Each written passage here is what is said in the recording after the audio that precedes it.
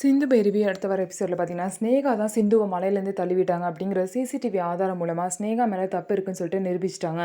நிரூபிச்சனால பார்த்தீங்க அப்படின்னா, ஸ்னேகாவை தூக்கி ஜெயிலில் வச்சுறாங்க.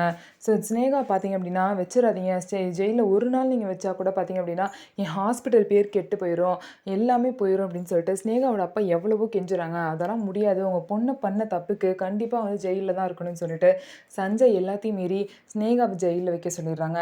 அதுக்கப்புறம் சிவா வந்து, உனக்கு ஏதாவது பிரச்சனைனா நீ என்ன மட்டும் தான் சீண்டணும், உன்னால் இனிமேல் என் குடும்பத்துக்கோ சிந்துவுக்கோ ஏதாவது ஆணுச்சு அப்படின்னா நான் உன்னை சும்மா விட மாட்டேன்னு சொல்லிட்டு சிவா வந்து ஸ்னேகாவை திட்டுறாங்க.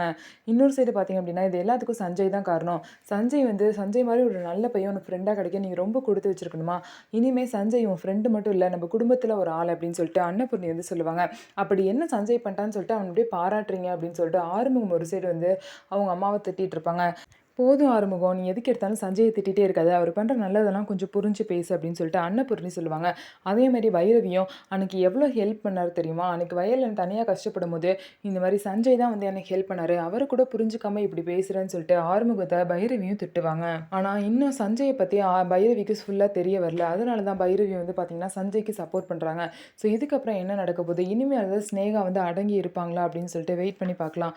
நம்ம வீடியோ உங்களுக்கு பிடிச்சிருந்தா நம்ம வீடியோவை லைக் பண்ணிக்கோங்க, மறக்காமல் நம்மளோட சேனலை சப்ஸ்கிரைப் பண்ணிவிட்டு பாருங்கள்.